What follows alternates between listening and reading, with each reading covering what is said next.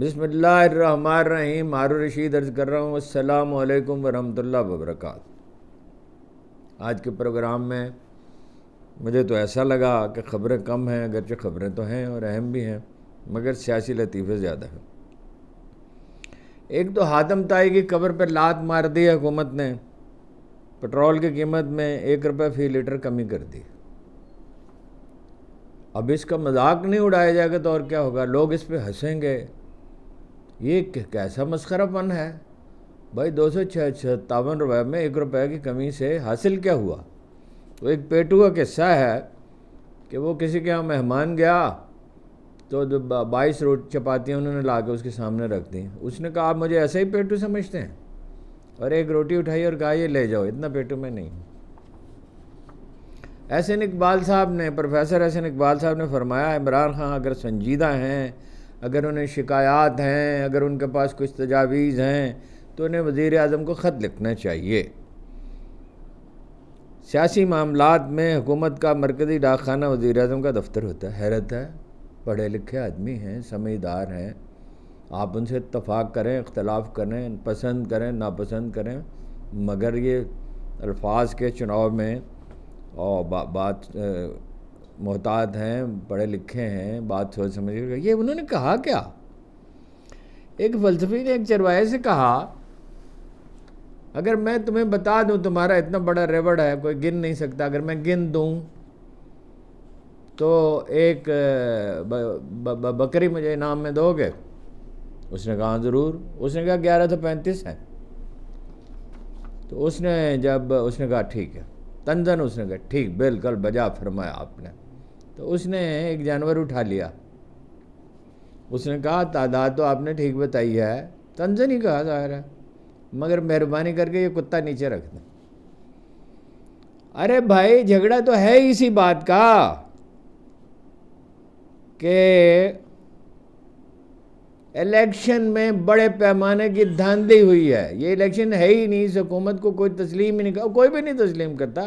ساری دنیا میں کون مانتا ہے؟ 2 سروے ہوئے ہیں، ایک خلیج ٹائمز نے کیا ہے جس میں 92% ووٹ ملے عمران خان کو، کہ وہ تھا رضوان، عمران خان اور پرنس محمد بن سلمان، کہ ان میں سے کس سے آپ ملنا چاہیں گے؟ ایک بائیڈن کے آخری زمانے میں ہوا کہ دنیا میں سب سے زیادہ پرکشش لیڈر کون، کسے آپ پسند کرتے ہیں؟ اس میں شی جن پنگ بھی تھے، پہلے میں ذکر کر چکا ہوں، جو بائیڈن بھی تھے اور رضوان بھی تھے، اور بڑے بڑے لیڈر ہیں دنیا میں. تو وہ نیوزی لینڈ کی جو خاتون جو چھوڑ گئی ہیں وہ ہوتی تو ممکن ہے کہ ان کو کچھ ووٹ مل جائے. عمران خان کو اس میں بھی 92% ووٹ ملے. تو بھائی وہ خیر اس میں کرزمیٹک ہونے کا بھی دخل ہے، صرف پرفارمنس کا نہیں، اور مظلوم ہونے کا بھی دخل ہے. وہ بھائی آپ ایک الیکشن جو ہیں وہ جعلی ہوئے ہیں. وہ پنجابی کی ایک لوک کہانی ہے کہ ایک خاتون جو ہے وہ ناراض ہو کے گھر سے چلی گئی، جانا چاہتی تھی، کچھ سوچتا نہیں تھا. تو ایک بچھڑے کی، کٹے کی، پنجابی میں کہتے کٹے کی دم پکڑ لی اور کہہ رہی تھی مجھے نہیں جانا، مجھے نہیں جانا، مجھے نہیں جانا. اور کٹے مجھے نہیں جانا، اور گھر میں داخل ہو گئے. ایک دن تو الیکشن کرانا ہوں گے، اس کے سوا کوئی چارہ نہیں ہے. وہ قاسمی صاحب کا شعر ہے، ندیم احمد ندیم قاسمی کا، کہ آج یوں آیا ہے غم جانا غم دوراں کی طرف، جانب شہر چلے دختر دہکاں. خواہی نہ خواہی، آپ چاہیں نہ چاہیں، آپ کو نئے الیکشن کرانے ہیں، اسٹیبلٹی آ نہیں سکتی، سوال ہی پیدا نہیں ہوتا. منٹو کا ایک افسانہ ہے، ایک نوزائیدہ بچے کو دفن کرتے ہوئے دیکھ لیا کسی نے، لفنٹر نے. تو وہ خاتون گھبرا گئی. اس نے کہا کہ گھبراہٹ میں اس نے کہا کہ بھائی اس کو پیسے دے کے ٹال دوں، غریب سے آدمی کو 5000 روپے لے لو. وہ خاموش کھڑا رہا، نفی میں سارے لگا 10,000 روپے لے لو، 20,000 روپے لے لو، 25,000 روپے لے لو. اس نے کہا یہ جو کار کھڑی ہوئی ہے مجھے دے دو. تو اس نے کہا اس کار کی خاطر تو اس جرم عظیم کے میں مرتکب ہوئی ہوں. بات یہ ہے کہ جب تک کنویں میں سے جانور نکالا نہیں جائے گا دھاندلی کا، سیاست کے کنویں میں سے جب تک دھاندلی کا جانور نہیں نکالا جائے کچھ ہو نہیں سکتا. یہ جھگڑا اسی طرح رہے گا.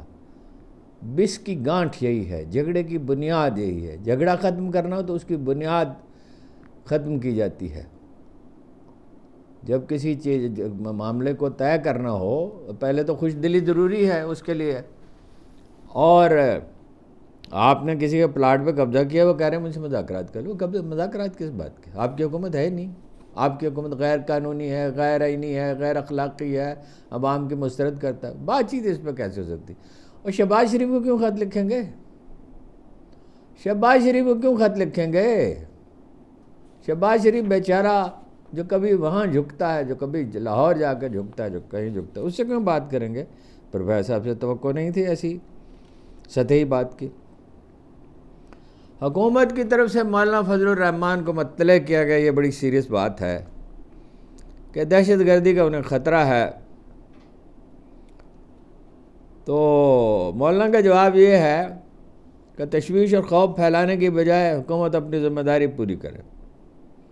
یہ بھی کہا کہ پشاور میں کامیاب امن جرگے کے بعد حکومت بخلاہٹ کا شکار ہے، وہ بتائے میرے تحفظ کے لیے کیا اقدامات کیے گئے ہیں۔ ذمہ داری پوری نہیں کر سکتے تو اپنی ناکامی کا اعتراف کر لے۔ اور یہ بھی کہا کہ جے یو آئی کو عوام سے دور رکھنے کی کوشش نہیں ہو سکی۔ اس جواب سے کیا اندازہ ہوتا ہے؟ مولانا تلے ہوئے ہیں، وہ فیصلہ کر چکے ہیں کہ اب جو ہو سو ہو، جو بھی قیمت ادا کرنی پڑے وہ ادا کریں گے، اس لیے کہ ان کی سیاسی بحالی اور وقار کی بحالی کا انحصار ان کا اور ان کی پارٹی کا اسی پر ہے کہ وہ یہ جنگ لڑیں۔ وہ ان کے بارے میں ایک بات مشہور ہے، آپ کو ان سے کتنا شدید اختلاف ہو،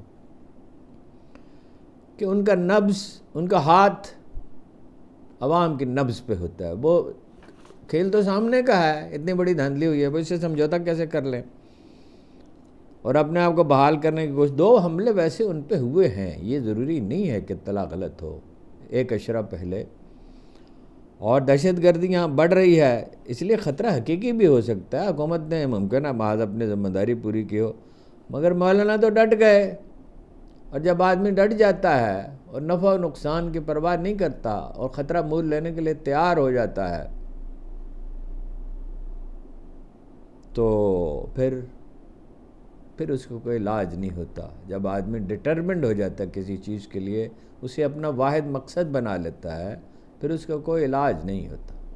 یہ سوال زیر بحث ہے پختونخوا کے سیاسی حلقوں میں کہ کیا جمعیت علماء اسلام تحریک تحفظ آئین پاکستان محمود اچک جس کے سربراہ اس کا حصہ بن سکتی ہے؟ بڑا ٹیڑھا سوال ہے یہ۔ پہلے تو عمران خان کے تحفظات تھے، انہوں نے دور کیے، ان کے وفد جاتے رہے، اسد کیسر کی بارہا ان کے وفود ملے مولانا سے، مولانا نے بھی نرمی کا مظاہرہ، دونوں نے دانائی کا مظاہرہ کیا۔ میں تو ہمیشہ خان صاحب سے کہتا رہا یہ اصطلاح جو آپ استعمال کبھی نہ استعمال کریں۔ دور اصطلاحات پہ مجھے اعتراض تھا، ایک ریاست مدینہ پہ، ریاست مدینہ والے کے بغیر اور ان کے بغیر ممکن نہیں ہے، جیسے لوگ زمین نے نہ اس سے پہلے دیکھے نہ ان کے بعد دیکھے۔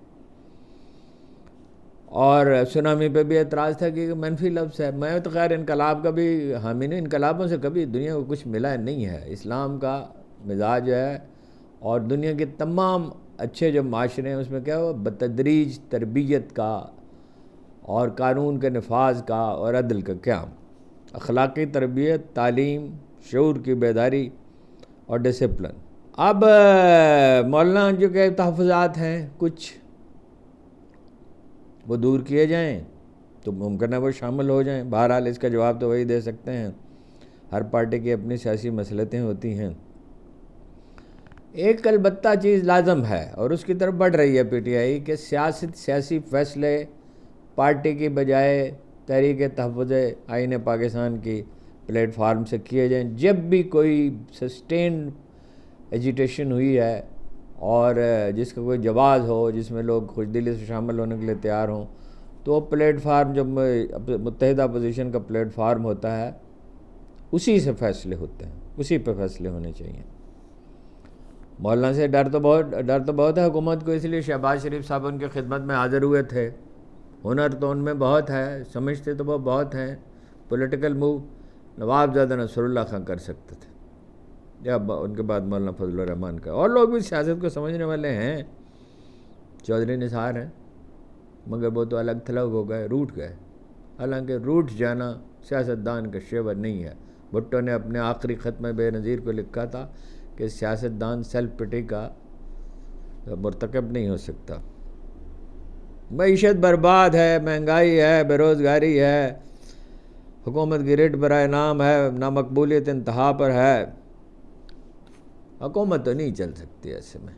ایک سابق سرکاری افسر سے، اعلیٰ سرکار جو بہت نازک عہدوں پہ رہے ہیں اور بہت معلومات رکھتے ہیں، ان سے آج میں نے پوچھا کیا یہ حکومت چل سکتی ہے؟ انہوں نے ایک عجیب جواب دیا۔ انہوں نے کہا اگر قدرت کے قوانین بدل گئے ہیں، اگر سیاست کی حرکیات تبدیل ہو چکی ہیں تو یہ حکومت چل جائے گی۔ کرک میں دہشت گردی کے خلاف ایک عظیم الشان عوامی جلوس نکلا۔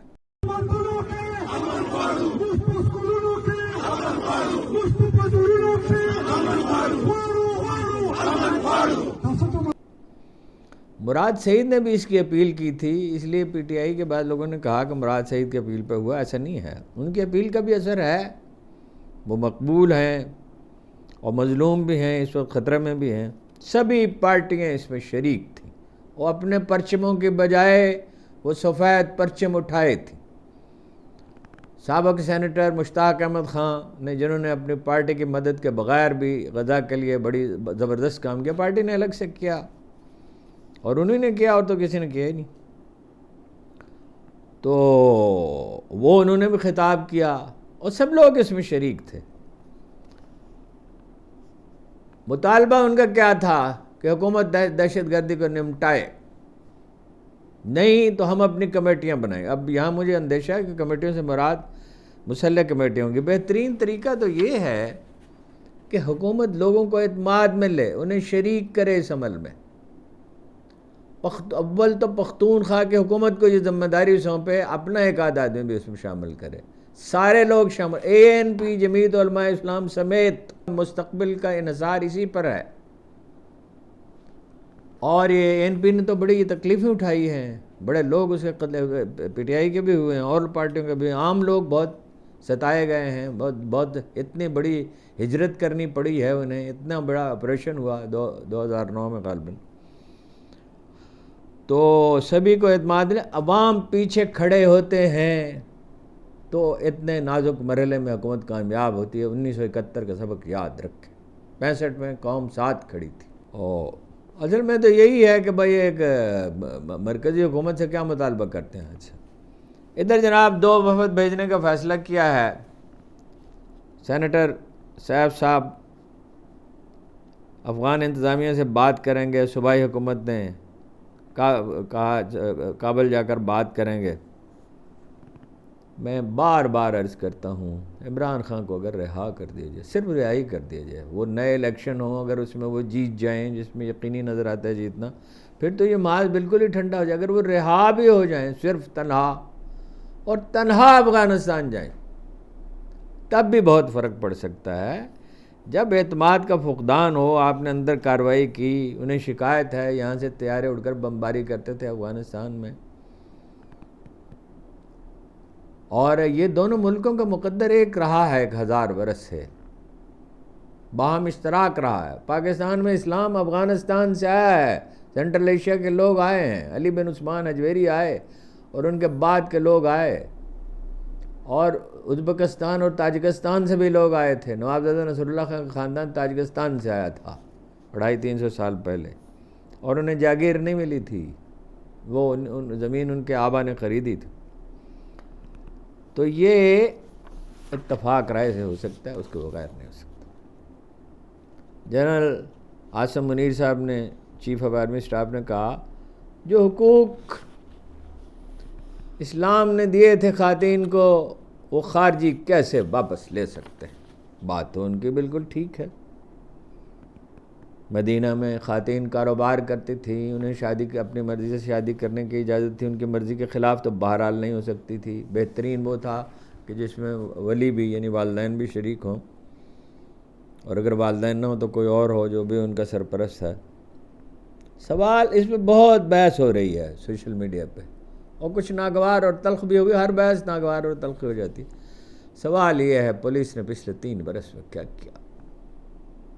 یعنی علامہ اقبال کی بہو کے گھر میں تو گھس گئے، وہ علامہ اقبال کا گھر ہے. وہ اس سے کہا گیا الجزائر کی تحریک آزادی کی یہاں پال سارتر نے حمایت کی. ویسے فرانسیسی سات کہتے ہیں، میں نے ایک فرانسیسی سے کہا سارتر، اس نے کہا ہو سارتر، سات کہتے ہیں، رے نہیں بولتے. انہوں نے حمایت کی تو ڈیگال سے کہا گیا کہ اس کو گرفتار کر لیا جائے. اس نے کہا سارتر تو فرانس ہے، میں فرانس کو کیسے گرفتار کر سکتا ہوں؟ کچھ چیزوں کی تقدیس ہوتی ہے حضور، گھروں کی تقدیس ہوتی ہے. ریحانہ ڈار کے گھر میں گھس گئے، جیتی ہوئی الیکشن جیتی ہوئی خاتون کے گھر میں گھس گئے، اور خواجہ اعظم ہارنے کے بعد اس اعتماد سے بات کرتے ہیں. حیرت ہوتی ہے. اور لوگوں کو کہتے ہیں کوئی شرم ہوتی ہے، کوئی حیا ہوتی ہے. سبھی کو میں ہونی چاہیے شرم اور حیا. اور کچھ چیزوں کی تقدیس ہے. علامہ اقبال کے گھر میں اگر پولیس گھس گئی تو اس کا مطلب کیا ہے؟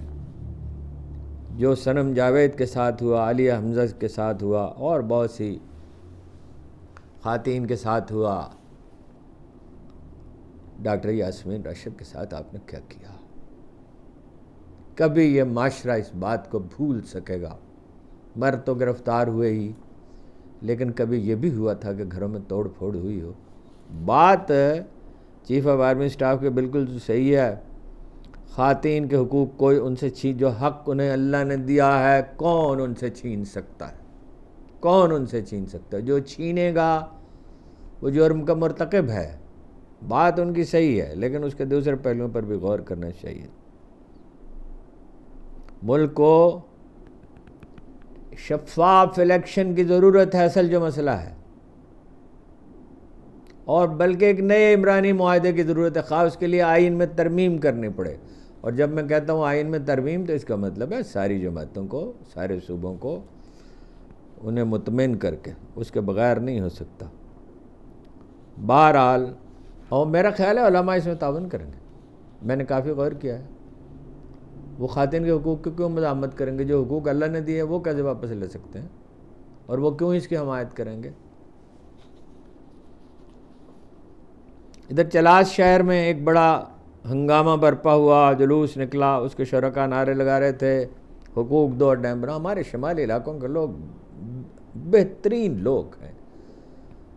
پاکستان تو کیا، دنیا میں ایسے نفیس لوگ میں نے نہیں دیکھے. جو بھی آدمی وہاں جاتا ہے ان کے گن گاتے ہوئے. دنیا کا واحد خطہ ہے جہاں باغات ہیں جو مشترکہ ہیں، جو چاہے ان سے فیض پائے. ایسے مہمان نواز ہیں اور ایسے شائستہ اور ایسے بے ساختہ اور ایسے بے ریا کہ کوئی حد نہیں. اگر یہ لوگ تنگ ہیں، اگر یہ لوگ بھی ناراض ہم نے کر لیے تو ہم نے کس کو مجھے ایک واقعہ یاد ہے.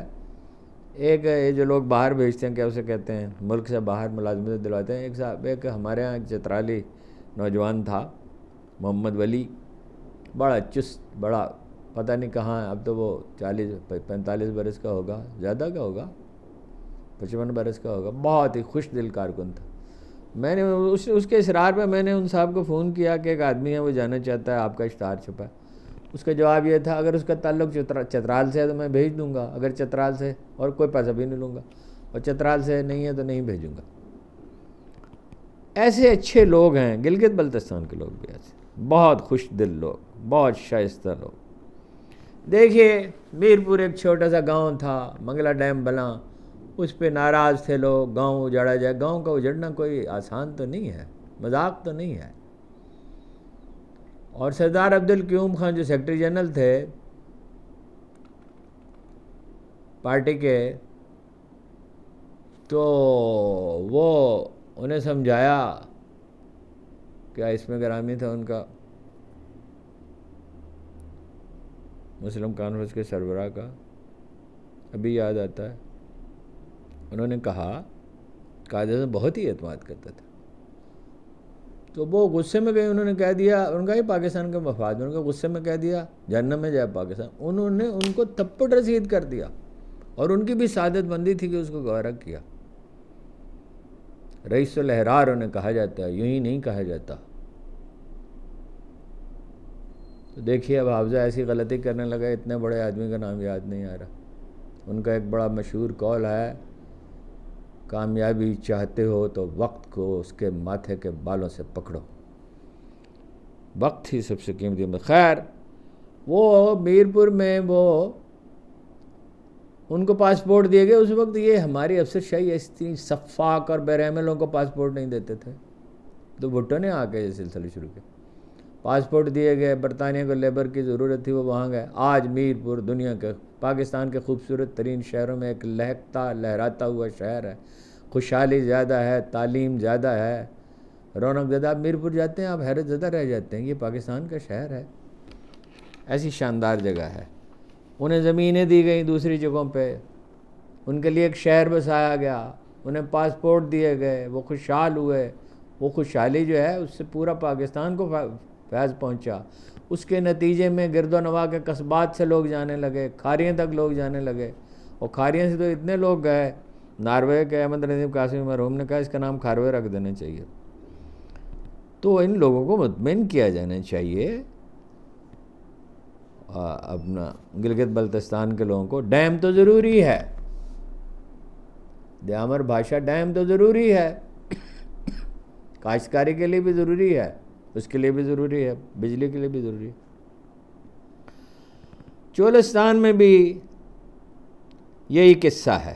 گزشتہ روز چولستان میں محترمہ مریم نواز نے گرین پاکستان کے افتتاحی تقریب سے خطاب کیا۔ فوجی شہداء کے بچوں کے لیے، زخمیوں کے بچوں کے لیے، خاندانوں کے لیے، غازیوں کے خاندانوں کے لیے الاٹمنٹ کے لیٹرز انہیں دیے، زرعی مشینری کم کرائے پر ملے گی، زراعت سے متعلق تمام سہولتیں چھت کے نیچے میسر ہوں گی۔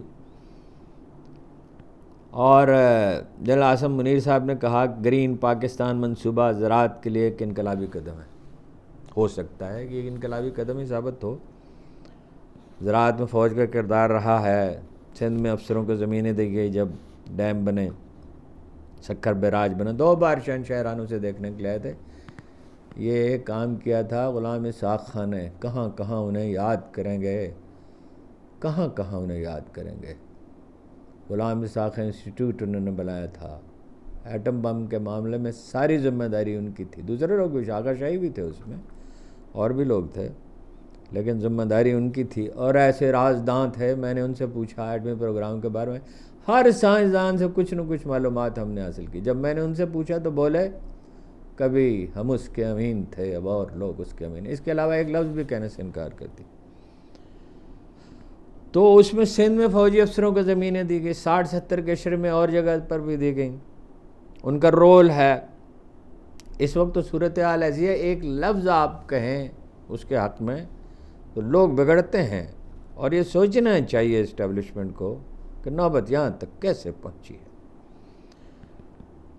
تو بات یہ ہے کہ سندھ کے لوگوں کو شکایت ہے، تحفظات ہیں ان کے کہ جی یہ پانی ہمارے سندھ کا سوکھ جائے گا، ہمیں کم پانی ملے گا۔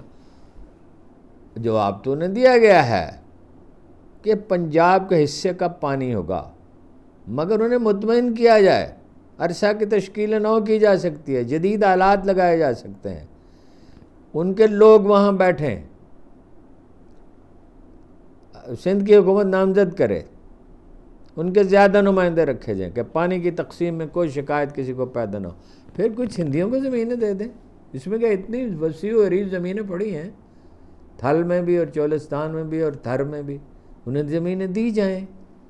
اور سندھی جو ہیں وہ سرائکی روانی سے بولتے ہیں، وہ گھل مل جاتے ہیں سرائکیوں کے ساتھ۔ اور چولستانیوں کو، بابال چولستانیوں کو زمینیں دی جائیں، انہیں تربیت دی جائے۔ جدید زراعت کی تو ضرورت ہے۔ ایک اور زرعی انقلاب جو 60 کے عشرے میں آیا تھا، انڈیا میں بھی پاکستان میں بھی گندم کی پیداوار بڑی تھی، ایک اور زرعی انقلاب کی ضرورت ہے، اور جدید خطوط پر استوار کرنے کی ان کو تربیت دی جائے، انسٹیٹیوٹ بنائے جائیں، انہیں بتایا جائے کہ نئی نقدآور فصلیں ہیں، سرسوں کی نئی قسمیں ہیں، اور پھل ہیں نئے، اور پپیتا ہے، اور کتنی چیزیں ہیں بے شمار نقدآور فصلیں، اچھا بیج ہو، لیزر لیبلنگ ہو، انہیں سکھایا جائے، صحیح قیمت پر کھاد اور کرم کش ادویات انہیں مہیا کی جائیں، اور فلڈ اریگیشن کی بجائے فواروں سے پانی دیا ہے، ڈرپ اریگیشن برادر. تو یہ اس پہ جو خرچ آتا ہے وہ چند سال میں پورا ہو جاتا ہے. 40% تو پیداوار صرف فواروں سے بڑھ جاتی ہے. تو 1 ایکڑ دراصل جو ہے 1 ایکڑ میں 40% بڑھ گیا نا. اور لیزر لیبلنگ سے بہت فرق پڑتا ہے. اور اچھے بیج تو خیر جس کی طرف کوئی توجہ ہی نہیں ہے. کپاس کی پیداوار گر گئی ہے، گندم کی 30 من، دنیا میں اس سے کہیں زیادہ ہے. چاول کی بھی، چاول چین میں 200 ایکڑ تک، وہ تو خیر 200 ایکڑ تو مثالی ہے، لیکن 200 من بھی ایکڑ تو 100 من تو ہو سکتا ہے. گندم بھی الطاف صاحب کہا کرتے تھے، سیکرٹری زراعت ڈاکٹر الطاف، کہ بغیر کھاد کے 65 من گندم پیدا کی جا سکتی ہے اگر سلیقہ ہو، قدرتی کھاد سے. اور اس کی قیمت کیا ہوگی؟ اس کی قیمت 6-7 ہزار روپے ہوگی دنیا میں. دنیا اب جا رہی ہے آرگینک سبزیوں کی طرف، آرگینک گندم کی طرف، آرگینک سبزیوں اور پھلوں کی طرف، قدرتی پیداوار کی طرف. دنیا میں کتنی پولوشن بڑھ گئی ہے، 40 گنا پچھلے چند برسوں میں. اور زمین کی زرخیزی کم ہو رہی ہے. ایسی افتاد دنیا پہ آئی ہے کہ جس کی کوئی حد نہیں. کسی وقت اس کی تفصیل عرض کروں گا. آج ایک لیکچر اس پہ میں نے سنا. بھٹو صاحب نے زرعی اصلاحات کی تھیں، اگرچہ سندھ میں نہیں کی، برائے نام پنجاب اور پختونخوا میں کی، اور کچھ بلوچستان میں بھی کامیاب نہیں ہو سکی. مگر جنرل ضیاء الحق نے ذمہ داروں کی حمایت حاصل کرنے کے لیے منسوخ کر دیا. ایک دن اصلاحات تو کرنی ہوگی، اس کاشتکار کو پوچھنا ہوگا، اس کسان کا حال پوچھنا ہوگا. ابھی تک وہی عالم ہے جو اقبال کے زمانے میں تھا. انہوں نے کہا تھا، دہکاں ہے کسی قبر کا اگلا ہوا مردہ، بوسیدہ کفن جس کا بھی زیر زمیں ہے. جب تک اس کا بھلا نہیں ہوگا، افتادگان خاک جب تک نہیں مسکرائیں گے، ملک کی تقدیر نہیں سنور سکتی. جو غریب جناب ابوبکر صدیق نے پہلے خطبے میں کیا ارشاد کیا، جو تم میں سے کمزور ہے وہ میرے لیے طاقتور ہے. یعنی وہ میرے لیے اہم ترین ہے، اور جو تم میں سے طاقتور ہے وہ میرے لیے کمزور ہے. اس پہ قانون نافذ کر دو. کیا انہوں نے نافذ. ایسی خوشحالی آئی چند برس میں، کوئی زکوٰۃ لینے والا نہیں ملتا تھا.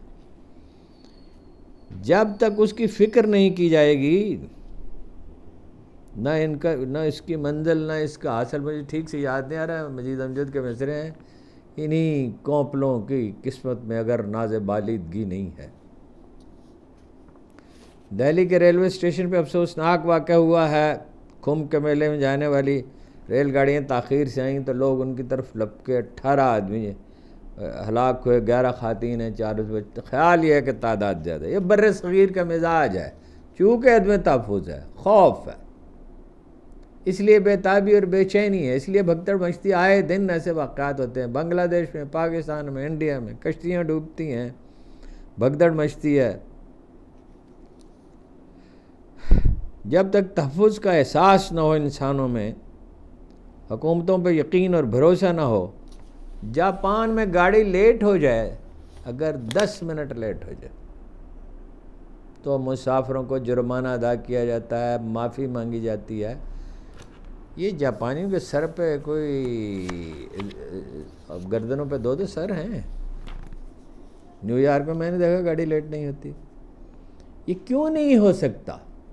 آج ایک صاحب سے میں نے پوچھا، سرکاری افسر سے، ان کے ادارے نے، وہ میں اس کی تفصیل الگ سے آپ کو بتاؤں گا، اقلیتوں کے غصب کردہ 23 ارب روپے کی زمینیں واگزار کی ہیں، 2 ارب روپے نقد واگزار کیے ہیں. 22,000 آدمیوں کو ملازمتیں دلوائی ہیں جو ان کو نہیں دی جاتی تھی، ہیرا پھیری کی جاتی تھی. میں نے ان سے پوچھا یہ جو مسائل ہیں دوسرے جو سبھی جانتے ہیں، انہوں نے کہا ہر مسئلہ حل ہو سکتا ہے، حسن نیت چاہیے اور ریاضت چاہیے اور سلیقہ چاہیے، کس طریقے سے کام کیا جائے گا. امریکی کانگریس میں ایک صاحب نے یہ سوال اٹھایا ہے کہ $840 ملین پچھلے 20 سال میں پاکستان کو دیے گئے ہیں. 120 اسکولوں کی تعمیر کے لیے 136 ملین ڈالر دیے گئے، مگر وہ اسکول تو موجود نہیں ہیں. یہ ناقابل فہم بات ہے. یہ ٹھیک ہے کرپشن بہت ہے اور تعلیم کوئی ترجیح نہیں ہے، مگر یہ کیسے ہو سکتا ہے سرے سے اسکول بنے ہی نہ ہوں؟ تو اس کا حکومت کو کوئی جواب دینا چاہیے، اس کی وضاحت کرنی چاہیے. اور اگر کہیں کوئی کرپشن ہوئی ہے تو اس کے جو لوگ ذمہ دار ہیں ان سے پوچھا جانا چاہیے. شیخوپورہ کے گاؤں میں گیا، کیا شاندار اسکول تھا، دیکھ کے جی خوش ہو گیا. اس کی عمارت کھیتوں میں عمارت تھی، گاؤں کے ساتھ ہی بالکل. میں نے ان سے پوچھا جن صاحب سے میں ملنے کے لیے گیا تھا کہ اسکول کا رزلٹ کیسا رہتا ہے. انہوں نے کہا ایک بچہ بھی پاس نہیں ہوتا. اب تو خیر اسکولوں سے جان چھڑا رہی ہے حکومت پنجاب اپنی سب ذمہ داری سے. ایک دن شاید پولیس بھی پرائیویٹائز ہو جائے گی، ان کا بس چلے تو فوج بھی پرائیویٹائز کرتے ہیں. حکومت کی تعلیم تو حکومت کی ذمہ داری ہے، اور بہرحال اس کا جواب دیا جانا چاہیے. اطلاعات یہ ہیں کہ نون لیگ کے رہنما جاوید لطیف صاحب پہ غیر اعلانیہ پابندی عائد کر دی. میڈیا پہ تشریف نہ لے جائیں، پارٹی کی اور حکومت کی جگ ہزائی کا باعث نہ بنے. مستقل وہ کہتے رہتے تھے حکومت ہم الیکشن نہیں جیتے، حکومت ہم پہ مسلط کی گئی ہے. اور بے حیرت تو اس پہ یہ فیصلہ اتنی تاخیر سے کیوں کیا گیا. اور کیپٹن صفدر بھی تو یہی بات کہتے ہیں، کیا ان پر بھی پابندی لگے گی؟ یہی تھی اہم خبریں. جی رات عمران خان کا بیان تاخیر سے آیا، اور ظاہر ہے میں تو بہت دیر سے پروگرام کیا، یا تو صبح کرتا، صبح مجھے کہیں شہر سے باہر جانا تھا تو وہ رہ گیا. لیکن خیر وہ اب دیکھیں گے، اس پہ کوئی تبصرہ تو کریں گے. جو لوگ یہ سمجھ رہے ہیں کہ یہ خط رائے گاں ہیں، اس کائنات میں کوئی چیز کبھی رائے گاں نہیں ہوتی. اس کی اہمیت پر بحث ہو سکتی ہے، کتنی اہمیت ہے، کیا مضمرات ہوں گے، کیا نتائج نکلیں گے. ذرا غور کیجئے، سوچنے کی عادت ڈالیے. یہ جو چیخ و پکار کی عادت ہے اس کو ترک کیجئے. کوئی کسی کو فنا نہیں کر سکتا، کوئی بڑی سے بڑی طاقت. یہ تو فیصلے عرش بریں پہ ہوتے ہیں. وہ کیا ہے، الاللہ ہے درج الامور، وہ الاللہ معاملات اس کی بارگاہ میں پیش کیے جاتے ہیں.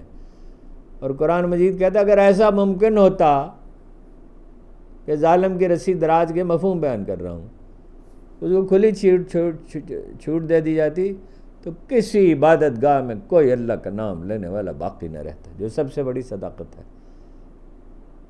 بار بار عرض کرتا ہوں، بار دیگر بارہا حافظ کا مصرع حافظ شیراز کا، بارہا گفتم و بار دیگر میں گفتم.